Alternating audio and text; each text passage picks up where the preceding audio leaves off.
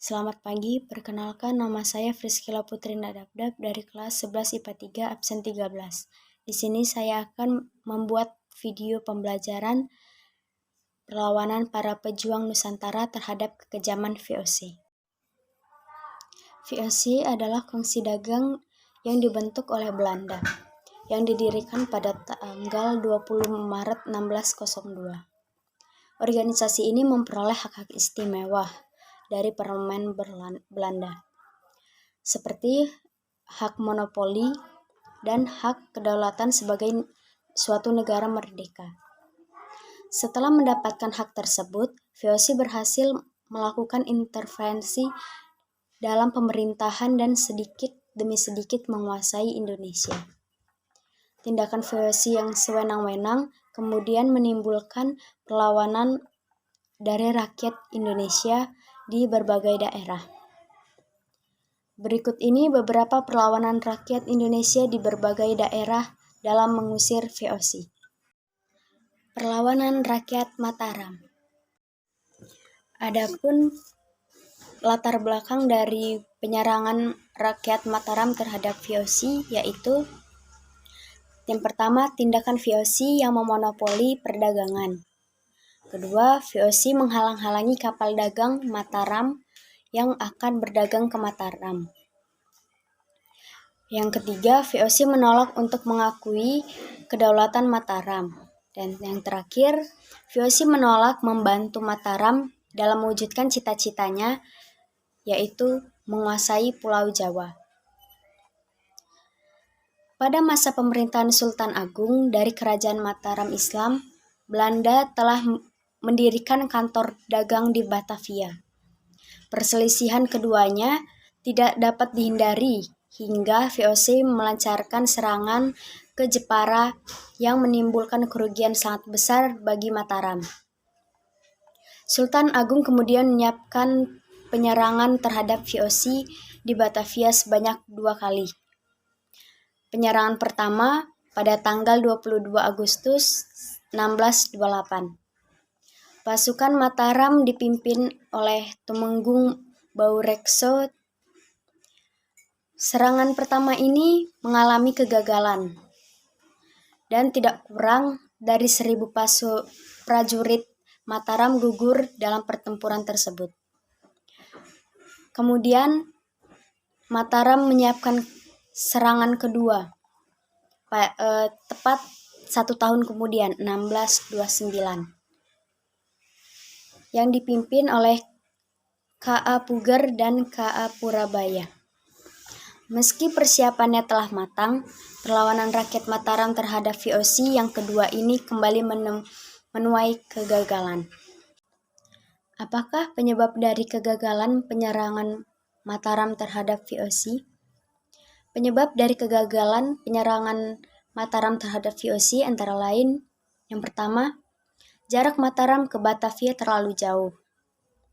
Yang kedua, persediaan makanan yang telah disediakan oleh Mataram dibakar oleh VOC. Dan adanya pengkhianatan terhadap Mataram, sehingga VOC dapat menemukan lumbung padi yang dipersiapkan untuk para pasukan Mataram. Dan terakhir, Mataram kalah persenjataan dari VOC.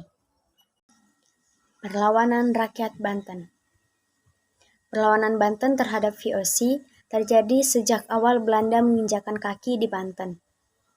Perlawanan rakyat Banten terhadap VOC dipimpin oleh Sultan Ageng Tirtayasa pada 1656. Perlawanan Sultan Ageng Tirtayasa terhadap VOC dilakukan dengan cara sebagai berikut. Merusak kebun tebu, membantu perlawanan Trunojoyo, dan melindungi pelarian dari Makassar. Kerajaan Banten juga berhasil menguasai sejumlah kapal VOC dan beberapa pos penting. Pada 1680, Sultan Ageng kembali mengumumkan perang setelah terjadinya penganiayaan terhadap para pedagang Banten oleh VOC. Sayangnya, di Banten sedang terjadi perselisihan antara Sultan Ageng dengan putranya. yaitu Sultan Haji. Sehingga Belanda langsung memanfaatkan momen tersebut. Belanda mendukung Sultan Haji yang lebih mudah dipengaruhi untuk membantu kepentingan VOC. Akhirnya Sultan Ageng Tirtayasa digulingkan dan diasingkan, sementara Sultan Haji menjadi Raja Banten. Pada 1682, Sultan Haji terpaksa menandatangani perjanjian dengan Belanda, yang isinya sebagai berikut. VOC berhak atas monopoli perdagangan. Banten menanggung semua ganti rugi perang. Banten merelakan Cirebon kepada VOC. VOC berhak ikut campur dalam setiap urusan kerajaan Banten. Pada 1695, kemerdekaan kerajaan Banten telah diambil oleh VOC. Dan kedudukan Belanda di Jawa semakin kuat. Perlawanan rakyat Makassar. Perlawanan rakyat Makassar terhadap VOC dipimpin oleh Sultan Hasanuddin dari Kerajaan Goa. Saat terjadi perselisihan antara Arung Palaka dari Kerajaan Bone dengan Raja Goa, VOC langsung memanfaatkan kesempatan itu. VOC berhasil memanfaatkan Arung Palaka untuk menyerang Goa pada 1666. Pada akhirnya, Sultan Hasanuddin dari Kerajaan Goa dipaksa untuk menandatangani perjanjian Bongaya pada 18 November 1667. Berikut ini perjanjian Bongaya antara Sultan Hasanuddin dengan VOC. Makassar harus mengakui monopoli VOC. Wilayah Makassar dipersempit hingga tinggal Goa saja. Makassar harus membayar ganti rugi atas peperangan. Hasanuddin harus mengakui Arung Palaka sebagai Raja Bone. Goa tertutup bagi orang asing selain VOC. Benteng-benteng yang ada harus dihancurkan, kecuali benteng Rotterdam. Tetapi perjanjian Bongaya baru terlaksana pada 1669, karena Sultan Hasanuddin masih melakukan perlawanan kembali. Perjanjian Bongaya telah memangkas kekuasaan Kerajaan Goa sebagai kerajaan terkuat di Sulawesi. Rakyat Makassar, terutama Bugis, yang tidak terima perjanjian Bongaya kemudian mengembara menuju daerah lain di Indonesia seperti Jawa dan Sumatera. Perlawanan rakyat Maluku. Perlawanan rakyat Maluku terhadap VOC dipimpin oleh Kaki Ali dan Talukabesi pada 1635 sampai 1646.